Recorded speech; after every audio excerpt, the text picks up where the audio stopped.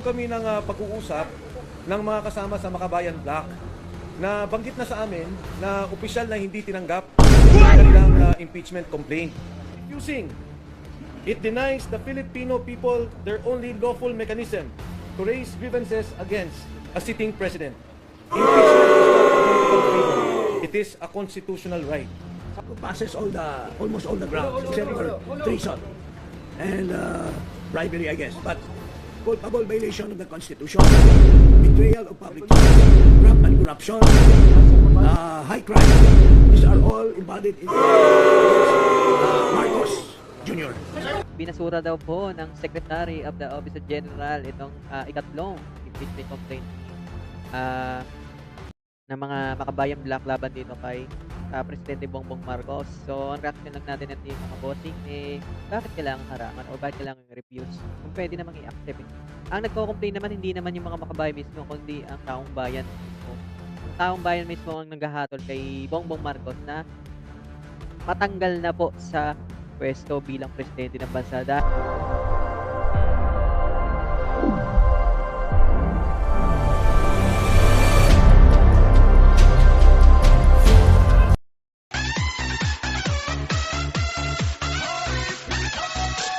Magandang araw sa atin lahat mga bossing. Muli nagbabalik RMG News TV. Ayan, panibagong araw, panibagong fake news.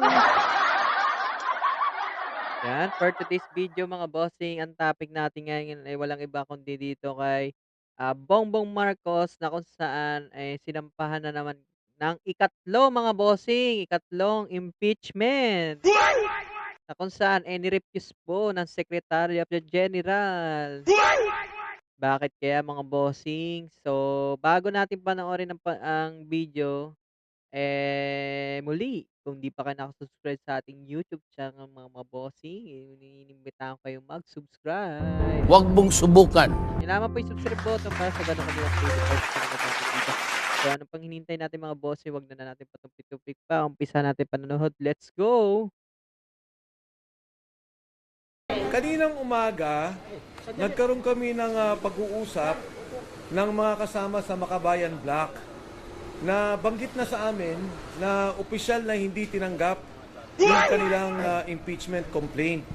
Kaya kami may prepared statement na kami tungkol dito sa ginawa dahil na-anticipate na namin na talaga magkakaproblema sa mismong pag-file namin. At katulad nga na nangyari, at na-anticipate namin, ganun nga. So if I will be allowed to read the statement, to be clear, distribute na lang siguro. The refusal of the Office of the Secretary General of the House of Representatives to accept the impeachment complaint is a clear violation of both the rules of the House and the 1987 Philippine Constitution. Under the Constitution, the House of Representatives has the sole power to initiate impeachment proceedings. The rules of the House explicitly provide a ministerial duty for the Office of the Secretary General to receive and record impeachment complaints that are duly filed. There is no discretion given to the Secretary General to reject, screen, delay, or block such filings. By refusing to accept the complaint, the office effectively usurps the constitutional authority of the House itself and denies the Filipino people their only lawful mechanism to raise grievances against a sitting president. If I may repeat that, by refusing, it denies the Filipino people their only lawful mechanism to raise grievances against a sitting president. Impeachment is not a political favor. It is a constitutional right.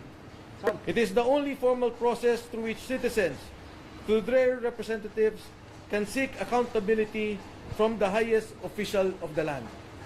To block this process is not merely procedural error. It is a constitutional violation, an obstruction of a lawful remedy, and a direct assault on the people's right to petition government for redress of grievances.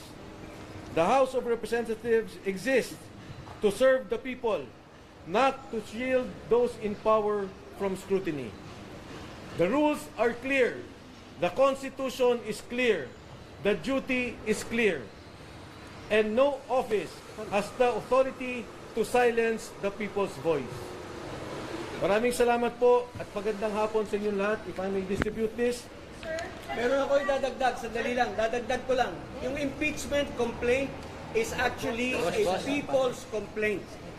Yun lang. So, hindi kailangang pigilan ang reklamo ng taong bayan. It's a people's complaint. It's a constitutional process na nasa constitution natin na pinoprovide para sa ating lahat. Ako naman, wala na akong idadagdag. Okay na yun. Ano nga masasabi niya hindi tinanggap yung impeachment complaint? Sino? Hindi tinanggap. Hindi, yun nga, sa hindi pagtanggap nila, it is not only a violation of the rules, but of course of the Constitution. At ang mas mahalaga, ito lang kasi ang paraan ng taong bayan na magreklamo sa nakaupong Pangulo. Hindi ka pwedeng mag-file sa ombudsman. Hindi ka pwedeng mag-file sa korte. Sa ginawa nilang to, parang tinatanggal nila yung karapatan ng taong bayan na magkaroon ng maayos, legal na pagreklamo doon sa nakikitang problema sa nakaupong presidente. Tama.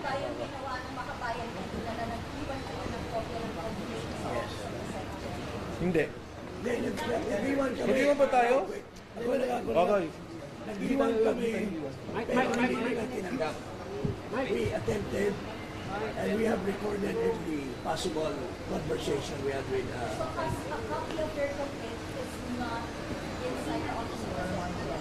hindi nila tinanggap.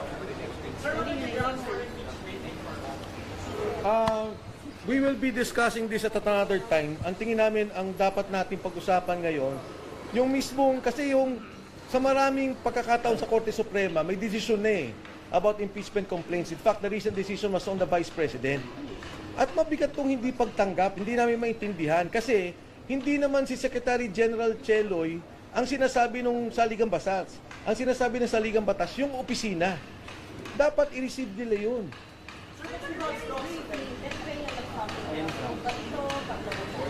Yes, lahat. Marami. Pero let's concentrate na sa hindi pagtanggap, please. Our, wait.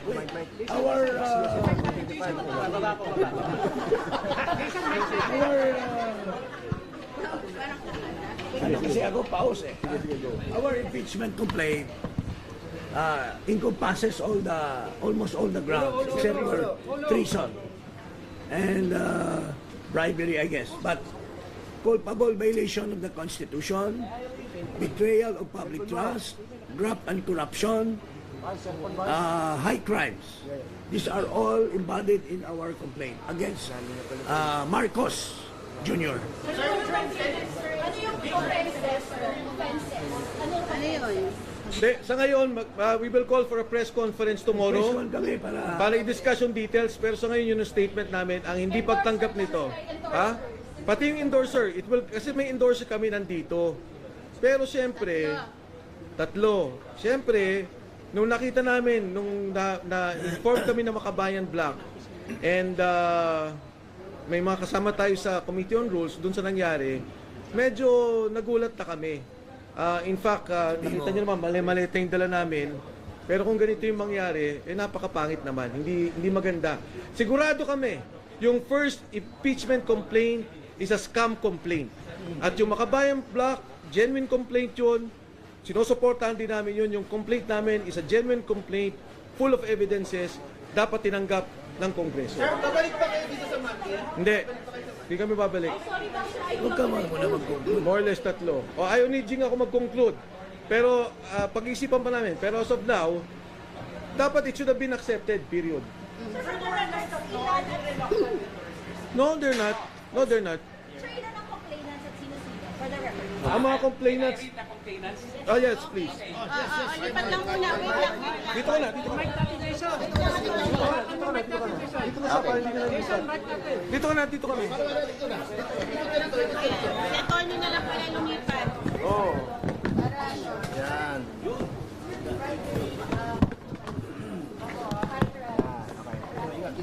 The complainants in this case entitled in the matter of the impeachment of Ferdinand R. Marcos Jr., President of the Republic of the Philippines, Manuelito de los Reyes Luna, yours truly, Jacinto V. Paras, Ferdinand S. Topacio, Michael T. Defensor, Harold Respicio, Mary Catherine Diaz Binag, and Virgilio R. Garcia.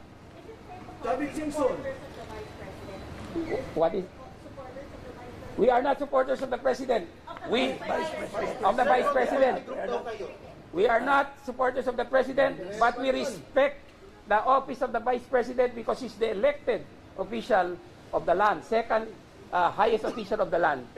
We are citizens of the Philippines, and we are exercising our constitutional duty to file this impeachment to question the betrayal of public trust, culpable violation of the Constitution, and graft and corruption and other high crimes of the incumbent President of the Republic of the Philippines, President Ferdinand R. Marcos Jr. Pero is it right to say na kayo po ay pro-Duterte group na nag-file? Irrelevant yan eh. Because this is not ano. We are for justice. Saan ka? Pro-Philippines? Pro-people? I just Yeah, like that's to why Can I just answer that? This is a people's complaint. This is a people's complaint. Wala. This is a complaint of the people of the Republic of the Philippines. Excuse us, sorry. Tomorrow we will have That's all. press con. The ribbon. Attorney Topacio, can you explain the ribbon? Attorney Topacio. Actually po, this is the same color of ribbon that we wore during, hindi ako makikita. Hindi ako makikita. Nakaupo na yun. Kita pa. Okay.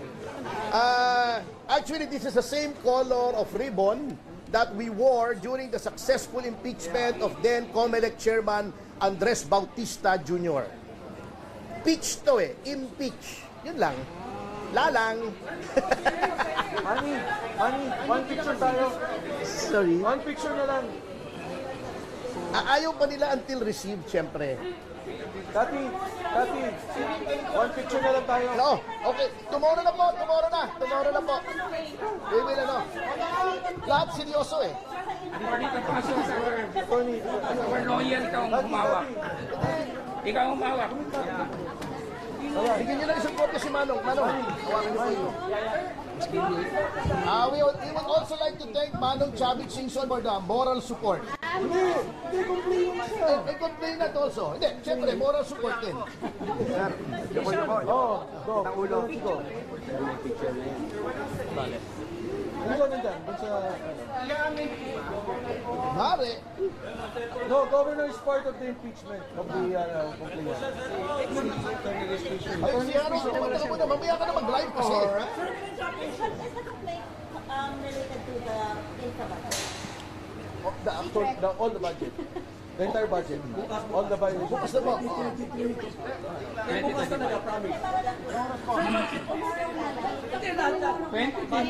JA, 2024 JA, and 2025 JA included. We don't know. We'll see po. But I was a news complaint.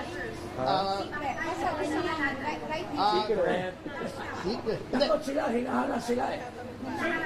Upon the request, we have to respect their wishes.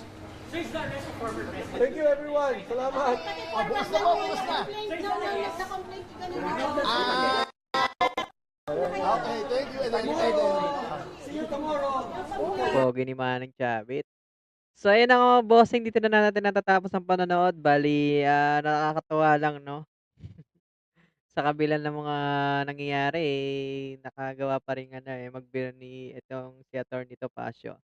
So, yun ang mga bossing. Bali, ang reaction lang natin dito sa panonood ng video, mga bossing. Ayan. Ibinasura daw po ng Secretary of the Office of General itong ikatlong impeachment complaint ni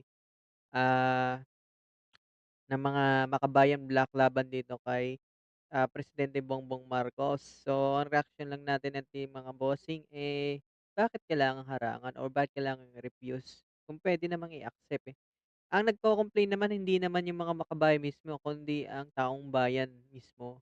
Ang taong bayan mismo ang naghahatol kay Bongbong Marcos na matanggal na po sa pwesto bilang presidente ng bansa dahil nga po dito sa nangyayaring korupsyon dito sa ating bansa. dahil wala pong kakayahan 'to. Mahinang leader po ito mga bossing si Bongbong Marcos. So, yan lang ang ating reaksyon mga bossing. Dito na natin natatapos ang panonood. Bale kung nagustuhan niyo ang ating mga video mga bossing, ayan, muli inimbita ko kayong mag-subscribe. Yan, click nyo lang ang subscribe button. Huwag kalimutang hit yung notification bell para sa ganun maging updated sila sa panonood ng video. At huwag din kakalimutan mag-comment, like, share. Para sa ganun, pag nag-comment kayo, papashoutout ko kayo sa next video natin. So yun lang mga bossing, have a nice day and peace, peace, yo!